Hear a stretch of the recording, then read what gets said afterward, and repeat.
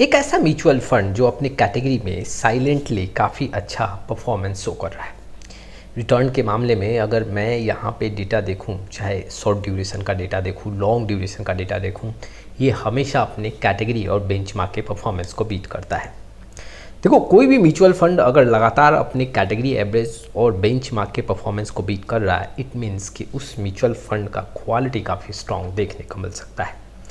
हालांकि देखो, फ्यूचर में कुछ भी किसी भी म्यूचुअल फंड के साथ हो सकता है। ऐसा नहीं है कि आज अगर ये म्यूचुअल फंड काफ़ी अच्छा परफॉर्म कर रहा है तो आने वाले समय में ये परफॉर्मेंस के मामले में कभी कमज़ोर नहीं होगा। हो सकता है कि आने वाले समय में आपको ये म्यूचुअल फंड कमज़ोर भी देखने को मिले, लेकिन अभी तक जो डेटा देखने को मिला है, इस म्यूचुअल फंड ने हमेशा अपने कैटेगरी एवरेज और बेंचमार्क के परफॉर्मेंस को बीट किया है।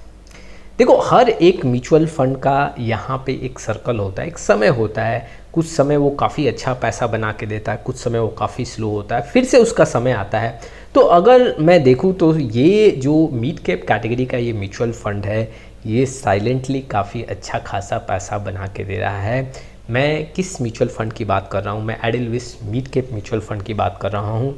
मैं आज आपके सामने रिटर्न का आंकड़ा तो रखूंगा ही, उसके साथ ही साथ हम रिस्क के पॉइंट को भी समझेंगे, डाउन साइड प्रोटेक्शन कैसा है, और इस म्यूचुअल फंड का पूरा विश्लेषण मैं आपके सामने रखूंगा।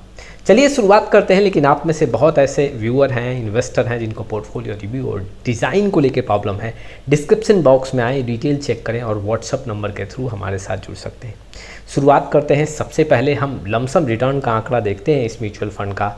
आप देख सकते हो, पिछले अगर मैं 3 मंथ का डेटा देखूं, हालांकि 1 मंथ में कमज़ोर देखने को मिला है, लेकिन 3 मंथ का डेटा देखोगे तो अपने कैटेगरी एवरेज को बीट कर रहा है। 6 मंथ का डेटा देख लो, 1 साल, 2 साल, 3 साल, 4 साल, 5, 7 और 10 साल के आंकड़ों के बेसिस पे ये हमेशा अपने कैटेगरी एवरेज को बीट कर रहा है। एग्जाम्पल के तौर पे अगर मैं 10 साल का आंकड़ा देखूं तो ऑन द एवरेज इस म्यूचुअल फंड ने 19% का रिटर्न दिया है।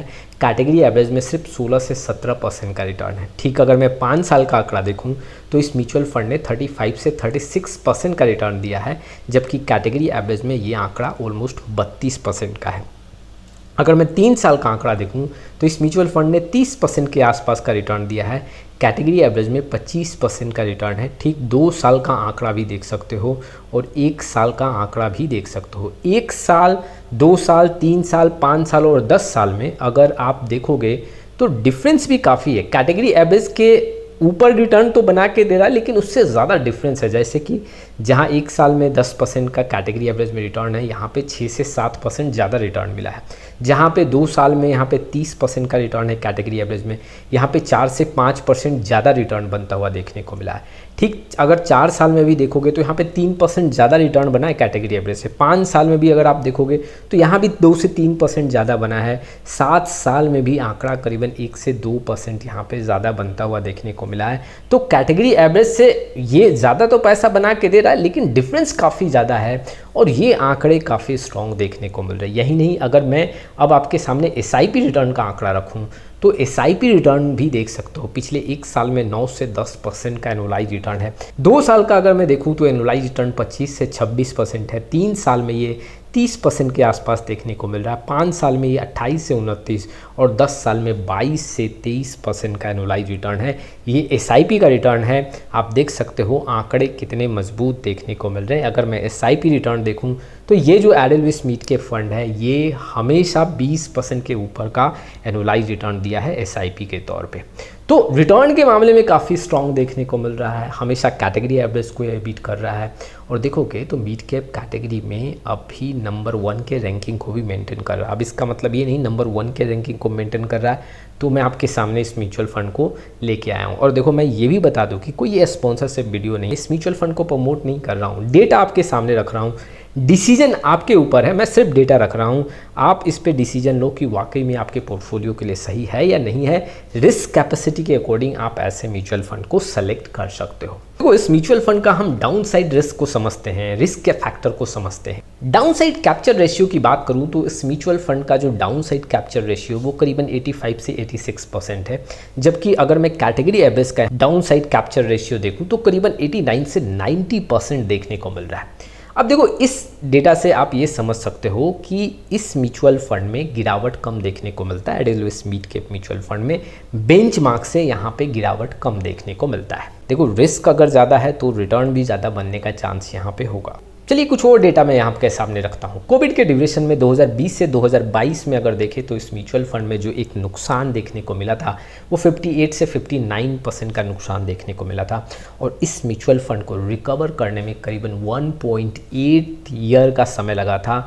जी हाँ, आप कह सकते हो यहाँ पे करीबन 20 मंथ का समय लगा था। 2015 से 17 में यहाँ पे मार्केट काफ़ी स्लो था और इस म्यूचुअल फंड में करीबन 24% का एक नुकसान देखने को मिला था, और ये जो रिकवरी हुआ था करीबन 2 साल 1 मंथ में ये रिकवरी देखने को मिला। और अगर कंपेयर किया जाए अदर म्यूचुअल फंड का जो मिड कैप कैटेगरी में है उनका समय काफ़ी ज़्यादा लगा। एडेलवेस मिड कैप म्यूचुअल फंड का जो गिरावट हुआ 2020 में जो फर्स्ट क्वार्टर का आंकड़ा है उसमें ये देखने को मिला कि जो मिड कैप कैटेगरी है उससे कम गिरा है। हालांकि देखा जाए तो उसमें काफ़ी ज़्यादा डिफरेंस नहीं है, लेकिन कम गिरा है।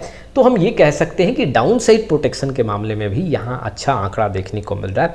लेकिन हाँ, कई ऐसे मिड कैप कैटेगरी के म्यूचुअल फंड्स हैं, वहाँ से अगर मैं कंपेयर करूँ एडेलवेस मिड कैप को तो यहाँ पर रिस्क काफ़ी ज़्यादा देखने को मिल रहा है। अब इन्वेस्टर ये पूछते हैं कि क्या हमें ऐसे म्यूचुअल फंड को फोकस करना चाहिए। अभी जो स्थिति देखने को मिल रहा है, हिस्टोरिकल जो डेटा है, ये म्यूचुअल फंड काफ़ी स्ट्रांग देखने को मिल रहा है। लेकिन हो सकता है आने वाले 2 साल 3 साल में मिड कैप जो स्पेशली मैं एडेलवेस मिड कैप फंड की बात कर रहा हूँ उसका परफॉर्मेंस थोड़ा कमज़ोर हो, साल के बाद फिर से इसका परफॉर्मेंस सही हो। जैसे कि मैं एक एग्जांपल आपके सामने रखता हूँ, axis small cap mutual fund का आंकड़ा देख सकते हो आप।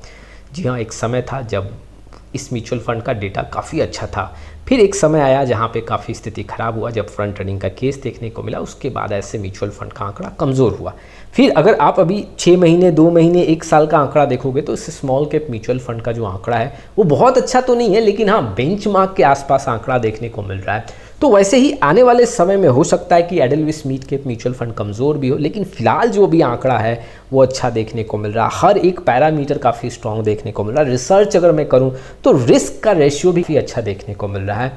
फिलहाल अभी स्थिति अच्छा है, लेकिन आने वाले समय में जी हाँ कुछ रिटर्न में कमी हो सकता है, लेकिन उसको भी आप मार्क कर सकते हो, उसको भी आप वहाँ पे कुछ अच्छी स्ट्रैटेजी यूज करके आंकड़ों को भी आप बेहतर बना सकते हो। देखो जब आप कोई मिड कैप म्यूचुअल फंड के साथ जाते हो और परफॉर्मेंस के मामले में काफ़ी कमज़ोर देखने को मिल रहा है तो आप कुछ दिन वेट करो। ऐसा नहीं कि 6 महीने में कमज़ोर हुआ तुरंत आपने चेंज कर दिया, 1 साल 2 साल वेट करो।